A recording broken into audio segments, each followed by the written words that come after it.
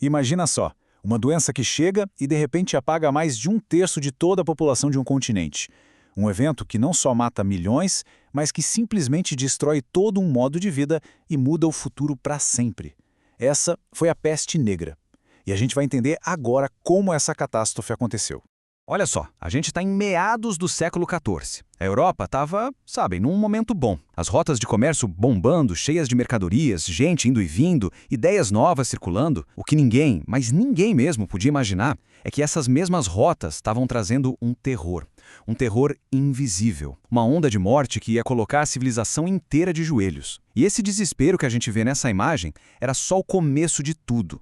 Foi período bem curto, na verdade. Em só 4 anos, ali entre 1347 e 1351, essa sombra simplesmente cobriu a Europa. A doença era um completo mistério, um inimigo que ninguém via, mas que era implacável e deixava um rastro de pura devastação por onde passava.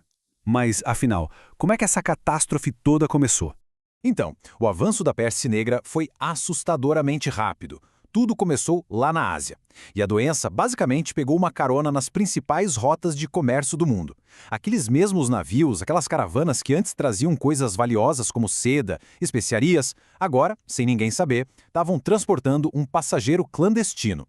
Um passageiro invisível e mortal, que estava prestes a encontrar o lugar perfeito para se instalar: a Europa. Naquela época, é claro, ninguém fazia a menor ideia do que estava acontecendo. As pessoas desesperadas buscavam respostas em tudo que podiam, na religião, em superstições, mas o culpado de verdade era um inimigo microscópico, impossível de ver. E o pior, terrivelmente eficiente no que fazia. Pois é. Hoje a gente sabe o nome desse terror. É a Yersinia pestis. Essa bactéria, esse assassino microscópico, foi a verdadeira causa por trás de toda a destruição.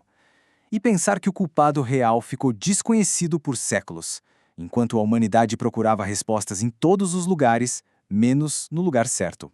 E o ciclo de transmissão era, nossa, uma coisa quase que genial, de tão mortal. Era tipo uma cadeia de morte, sabe? Perfeitamente orquestrada. Começava assim: os ratos, que viajavam escondidos nos navios e caravanas. Nesses ratos viviam pulgas. Aí, a pulga se alimentava do sangue do rato doente e pegava a bactéria. O passo seguinte: essa pulga infectada picava uma pessoa. Pronto, o ciclo se fechava. A bactéria tinha acabado de encontrar uma nova vítima. Agora, pensa no cenário da época. As cidades medievais, ruas apertadas, sujas, saneamento básico que, bom, nem existia direito. Era um verdadeiro paraíso para os ratos, né? Aí você junta isso com as pulgas, que são o vetor perfeito para a doença. E pronto, tá aí a receita completa para o desastre. Foi a tempestade perfeita. E a Europa, infelizmente, não tinha para onde correr. Tá, mas e para quem pegava a doença, como é que era? Olha, os sintomas eram simplesmente aterrorizantes. O corpo da pessoa virava um verdadeiro campo de batalha contra esse inimigo que ninguém via e que era absolutamente implacável. E foi no meio desse caos todo que surgiu essa figura sinistra, né? O médico da peste. Essa máscara com bico de pássaro que a gente tanto vê em ilustrações era recheada com ervas. Era uma tentativa desesperada deles de filtrar o que eles chamavam de ar ruim que acreditavam que causava a doença. Mal sabiam eles que o inimigo era invisível. Essa imagem virou o grande símbolo do medo e da total impotência da medicina daquele tempo. Os sinais da peste eram brutais e agiam muito rápido. Primeiro vinha uma febre altíssima, uma fraqueza extrema que simplesmente derrubava a pessoa. Logo em seguida aparecia o sinal mais famoso e mais doloroso: os bubões. Eram uns inchaços gigantescos e agonizantes que surgiam principalmente no pescoço, nas axilas, na virilha e, por fim, a pele começava a ficar escura com manchas. Era o sinal de que o fim estava muito, muito perto. E é exatamente daí que vem esse nome terrível. Peste negra não era só uma forma de falar, uma metáfora. As manchas escuras na pele eram reais, literais. Elas eram causadas por necrose, ou seja, a morte dos tecidos do corpo. Era literalmente a doença devorando a pessoa de dentro para fora. É pavoroso de se imaginar. Então, com o inimigo tão eficiente e com sintomas tão devastadores, o custo em vidas humanas foi astronômico. É uma escala de morte que é difícil até para a gente hoje conseguir visualizar de verdade. Aí vem a pergunta: qual foi o custo real em vidas? É difícil até de botar em perspectiva o tamanho da carnificina.